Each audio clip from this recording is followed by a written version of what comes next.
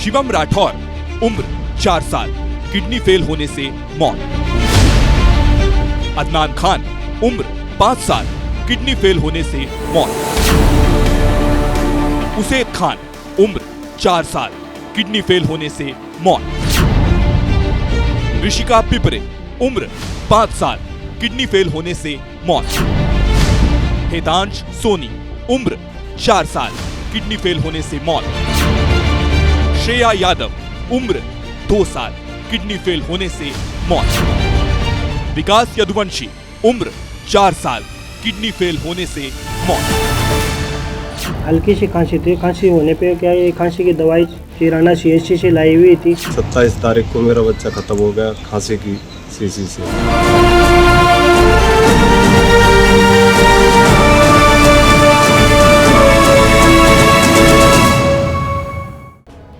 इस बात पर हमारे हेल्थ सिस्टम से लेकर राज्यों के मुखिया तक का सिर शर्म से झुक जाना चाहिए कि आपके सरकारी स्वास्थ्य केंद्रों पर दवा नहीं बल्कि जहर बांटा जा रहा है।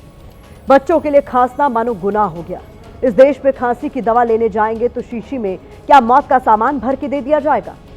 हमारा ये सवाल मध्य प्रदेश के CM मोहन यादव से भी है और राजस्थान के मुख्यमंत्री भजन लाल शर्मा से भी, क्योंकि दोनों ही राज्यों में कफ सिरप के नाम पर मौत परोसी जा रही है। अकेले मध्य प्रदेश के छिंदवाड़ा में 9 बच्चों की मौत हो गई। इनमें से 6 बच्चों ने कफ सिरप लिया था, जबकि राजस्थान के भरतपुर और सीकर में कफ सिरप पीने के बाद बच्चों की मौत के मामले सामने आए हैं। राजस्थान में जिस सिरप से मौत हुई उसे लिखने वाले डॉक्टर और फार्मासिस्ट के खिलाफ कार्रवाई शुरू हो गई है। लेकिन हैरानी की बात यह है कि जो दवा प्रतिबंधित थी फिर वो बट कैसे रही थी, वो भी सरकारी केंद्रों में। क्या पूरे राज्य के हेल्थ सिस्टम से लेकर सरकारें तक सो रही थी? मौत का सिरप बट रहा था और किसी को खबर तक नहीं हुई। मध्य प्रदेश के मुख्यमंत्री मोहन यादव, जरा ध्यान दीजिए। सेवा पखवाड़ा की औपचारिकताएं तो आप निभाते रहेंगे, लेकिन आपके राज्य में कफ सिरप से एक के बाद एक होती बच्चों की मौत पर जवाब कौन देगा?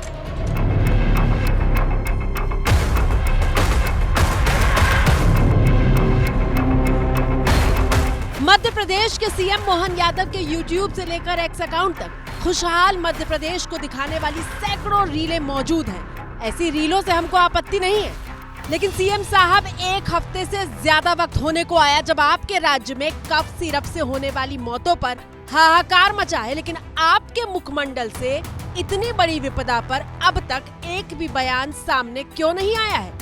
कोई बीमारी नहीं थी, एकदम से स्वस्थ था। हल्की सी खांसी थी, खांसी होने पे क्या ये खांसी की दवाई चिराना CHC से लाई हुई थी। आधा ढक्कन उसको पिला दिया। पिलाने के बाद में वो सो गया। सोने के बाद में 3 बजे लगभग उसको चेत हुआ तो उसको 2 घूंट पानी की पिला दी। अब वो 5 बजे जैसे सब बच्चे उठते हैं स्कूल के लिए, अब उसको भी उठाया गया, देखा गया तो वो नहीं उठा।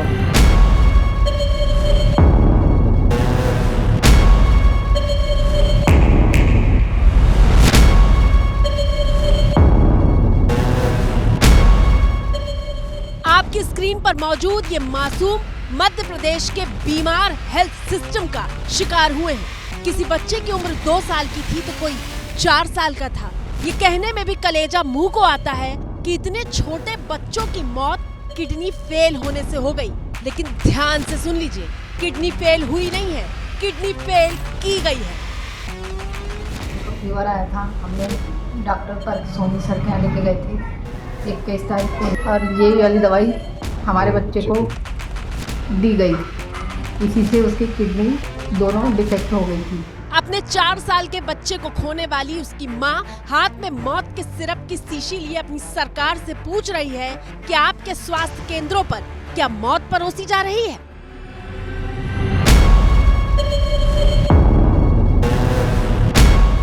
हम ऐसा क्यों कह रहे हैं ये समझने के लिए आप मध्य प्रदेश के छिंदवाड़ा में दवा दुकानदार का ये बयान सुनिए, जिसके बाद सारी कहानी साफ हो जाएगी। हम यहीं पर वो मेडिकल स्टोर पर मौजूद हैं, पूछेंगे सर इन दोनों कफ सिरप, चाहे नेक्स्ट्रोज DS हो चाहे कोल्ड ड्रिप हो, क्या इन दोनों में से कोई कफ सिरप आपके पास अवेलेबल? नहीं, अभी तो हमारे पास अवेलेबल नहीं है इस ब्रांड का। ये मैक्सिमम तो गवर्नमेंट सप्लाई में ही है, क्योंकि डेस्टोमॉर्फिन बिना डॉक्टर प्रिस्क्राइब हम दे भी नहीं सकते, और जो अगर अपन देते भी हैं तो बकायदा उसका रिकॉर्ड रखना पड़ता है। और जो ये वाला ब्रांड है ये तो गवर्नमेंट सप्लाई में ही जा रहा है। 4 लाइनों में दुकानदार ने बता दिया कि ये दवा सिर्फ सरकारी सप्लाई में ही आती है। पहले कफ सिरप का नाम है कोल्ड्रिफ्ट और दूसरा है नेक्स्ट्रो DS। जो सर्वे हुआ है, जो हिस्ट्री ली गई है पेरेंट्स से, उसमें ये समझ में आ रहा है कि पूरे बच्चों में 80% केसेस में एक कफ जो कोल्ड सिरप है वो कॉमन आ रही है, जिसका नाम कोल्ड्रिफ्ट सिरप है। और पुराने रिसर्च में ये पाया गया है कि कहीं ना कहीं जब फार्मास्यूटिकल ये कफ सिरप या पैरासीटामोल सिरप या कोल्ड सिरप बनती है तो डाई इथिलीन ग्लाइकॉल नाम का कंटेमिनेशन होने की संभावना है, और जो कि सिनारियो उस तरफ जा रहे हैं। तो अभी हमारा पहला हाइपोथेसिस यही है कि मे बी अगर कोई कंटेमिनेटेड सिरप है जो सभी बच्चों में एक कॉमन मिली है तो उसमें कहीं ना कहीं कंटेमिनेशन की संभावना है, और इसी के चलते जो डाइथिलीन ग्लाइकॉल प्रोडक्ट से जो कंटेमिनेशन हुआ होगा और उससे ही किडनी इंजरी हुई होगी।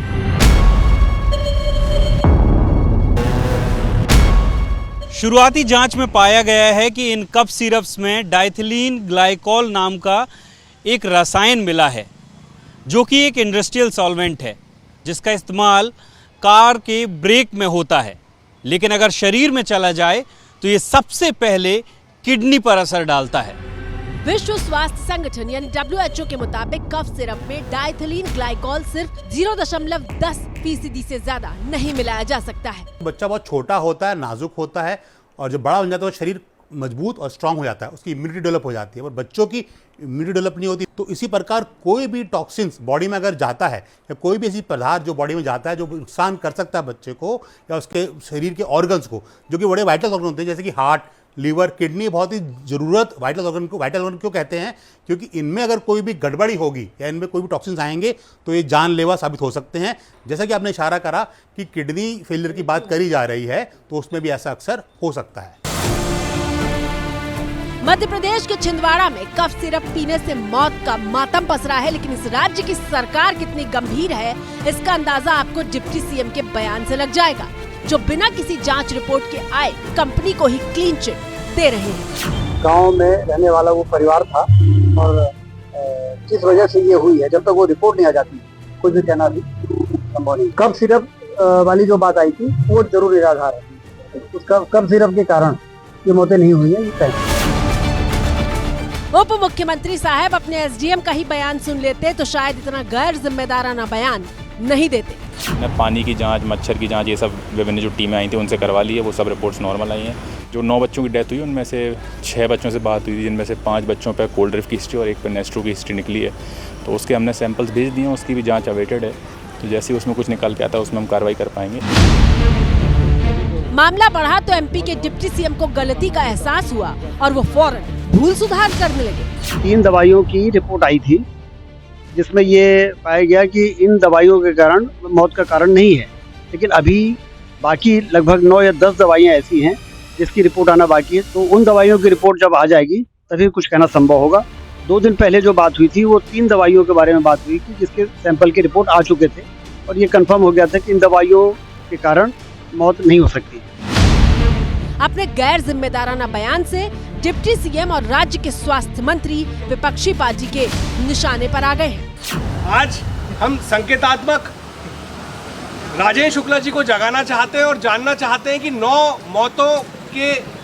मौतें हुई हैं बच्चों की, उसका जिम्मेदार कौन है। आज हम ये कफ सिरप से आपको पिलाकर जगाना चाहते हैं कि आप जागे कफ सिरप पीकर और बताएं कि ये जो बच्चे लगातार जिस तरीके से खत्म हो रहे हैं, और यमदूतों का केंद्र बन गया है मध्य प्रदेश के अस्पताल, यमदूतों के घर बन गए हैं मध्य प्रदेश के अस्पताल।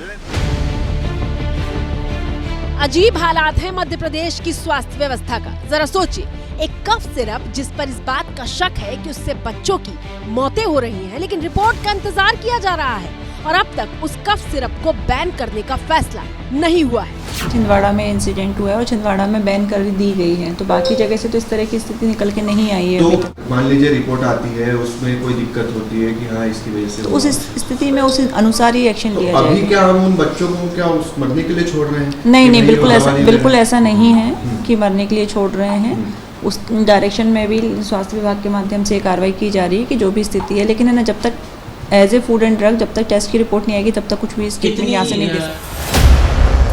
सीएम मोहन यादव, आपके राज्य में बच्चों का खांसना गुनाह हो गया है। आप लोग रिपोर्ट के इंतजार में हैं, लेकिन हमारा सवाल ये है कि कफ सिरप पर पूरी तरह बैन लगाने के लिए किस मुहूर्त का इंतजार किया जा रहा है?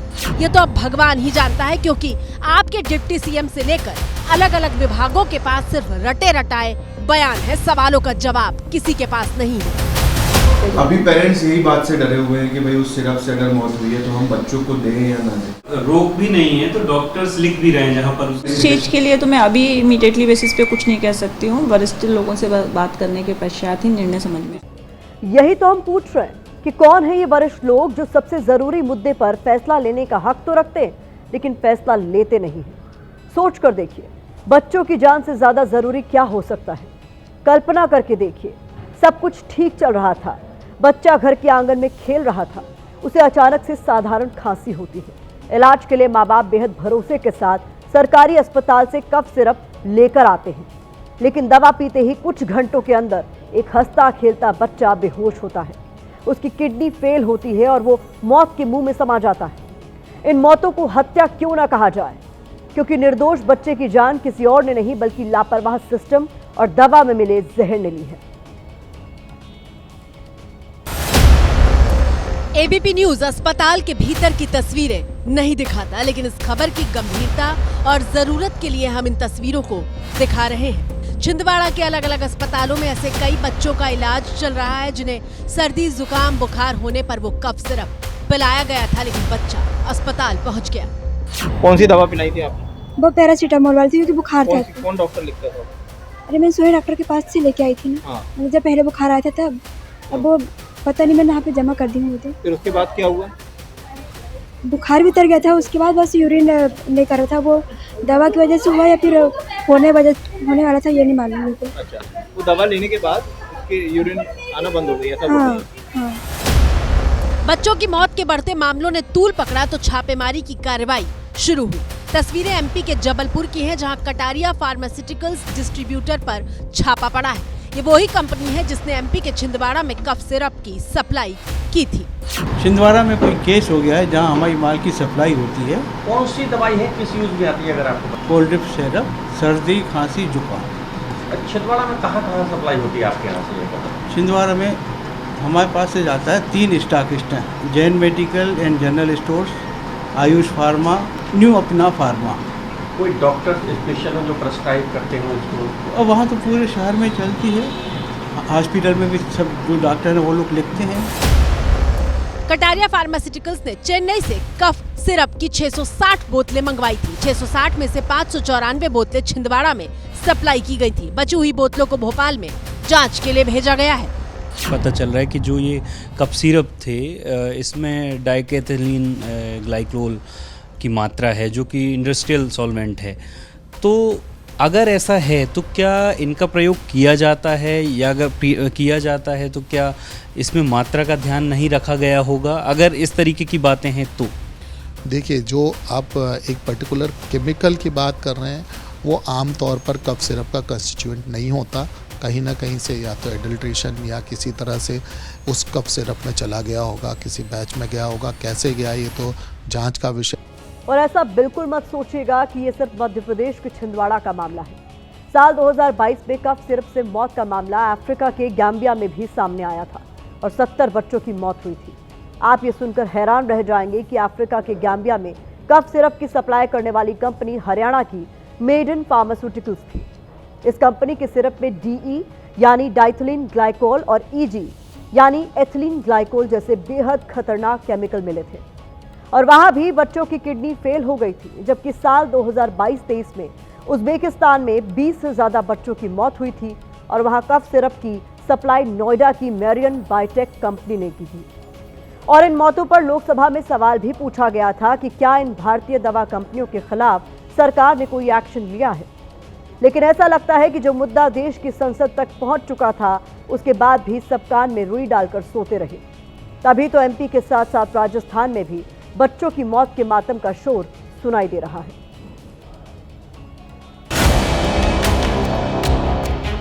जिस आंगन में कल तक बच्चों की आवाजें गूंजा करती थी, आज वहां सन्नाटा पसरा है। पथराई आंखें अपने 2 साल के मासूम को ढूंढ रही हैं। चेहरे पर कई सवाल हैं, लेकिन जवाब किसी के पास नहीं है और होगा भी कैसे, क्योंकि मौत के इसी सिरप ने 2 साल के तीर्थराज को मौत के मुंह में धकेल दिया।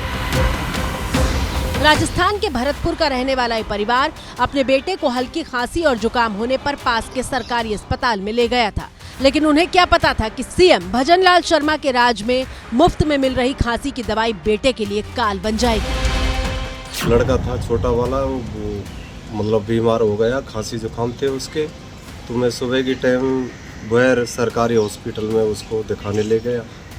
डॉक्टर ने उसको देखा, खांसी की दवा दे दी उसके लिए, तो वो मतलब घर पे खाट पर आराम करने सो गया। तो उसके बाद बेहोशी हो गया, मतलब जगह ही नहीं था वो। सुना आपने, खांसी की दवाई दी थी, वो भी सिर्फ एक ढक्कन, लेकिन ये ढक्कन उसकी जिंदगी पर भारी पड़ गया। राजस्थान की राजधानी जयपुर में एबीपी न्यूज संदिग्ध कफ सिरप बनाने वाली कंपनी के ठिकाने पर पहुंचा। जयपुर के इंडस्ट्रियल एरिया में के सन्स फार्मा कंपनी है। घटना के बाद हमें यहाँ पर फैक्ट्री पर ताला पड़ा हुआ मिला। दरअसल फैक्ट्री में सरकारी सील नहीं है, बल्कि कंपनी ने ही यहाँ ताला डाल रखा है और जानकारी के मुताबिक ज्यादातर सामान भी यहाँ से हटा लिया गया है। हमारी टीम पड़ताल करते हुए जयपुर के बनी पार्क में कंपनी के मालिक वीरेंद्र कुमार गुप्ता के घर पहुंची, लेकिन वहां पर हमें कोई नहीं मिला। जानकारी के मुताबिक फैक्ट्री की देखरेख और प्रोडक्शन की जिम्मेदारी जनरल मैनेजर देवेल कुमार गुप्ता के पास थी। क्वालिटी कंट्रोल भी वही संभालते थे, लेकिन कंपनी के किसी जिम्मेदार से बात करने की कोशिश की गई तो कोई जवाब नहीं मिला। घटना के बाद सरकार ने जांच कमेटी बनाई। दवा के कई बैचों का वितरण भी रोक दिया गया। सैंपल रिपोर्ट आने के बाद एफआईआर दर्ज की जाएगी और इसके अलावा पानी और दवा के नमूने भी लिए गए हैं। एक्शन हो रहा है, लेकिन दूसरी तरफ राजस्थान की भजनलाल सरकार के स्वास्थ्य विभाग ने कफ सिरप पीने से बच्चों की मौत को लेकर क्लीन चिट भी दे दी है। कह दिया कि जिन बच्चों की मौत हुई उन्हें संदिग्ध सिरप लिखी ही नहीं गई थी। हमारा काम जो है आरएमएसएल का काम ये कि दवा की जो डिमांड आती है उसको प्रोक्योर करके हम फील्ड में डीडीडब्ल्यू के माध्यम से फील्ड में बेचते हैं। अब दवा जो लिखने का काम है, जो देने का काम है, वो मेडिकल जो हमारे प्रैक्टिशनर्स हैं, डॉक्टर हैं, वो करते हैं। तो अब वो उसमें किस तरह की प्रैक्टिसेस हैं, कैसे हैं, वो निर्धारित हम आरएमएसएल में नहीं करते हैं। हम केवल डिमांड हमारे को प्राप्त होती है और डिमांड के आधार पे खरीद के हम हमारी डीडीडब्ल्यू पे बेचते हैं। डीडीडब्ल्यू से जो हॉस्पिटल्स हैं वो अपना इंडेंट जारी करके और वो प्राप्त करते हैं। तो हमने कल भी कहा था और आज फिर वही बात दोहरा रहे हैं कि दशहरे पर रावण को फूंकने से कुछ नहीं होगा। सीएम भजनलाल शर्मा, सबसे पहले आप मासूमों की जान लेने वाले रावण को ढूंढकर उसका दहन करवाइए। राजस्थान में सीकर और भरतपुर में जिस कफ सिरप से मौत का मामला सामने आया है उसका नाम डेक्स्ट्रोमेथोर्फन हाइड्रोब्रोमाइड है।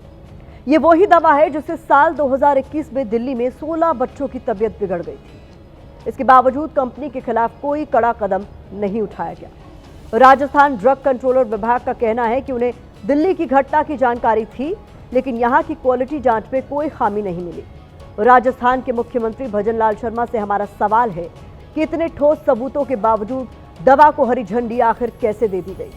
क्या सरकारी मशीनरी ने लापरवाही बरती या फिर किसी दबाव में आकर फैसला हुआ? जवाब जरूर दीजिएगा, देश को इसका इंतजार रहेगा। इसी के साथ भारत की बात में मुझे दीजिए इजाजत। कल रात 8:30 बजे देश के हित से जुड़ी खबर पर बजाएंगे घंटी।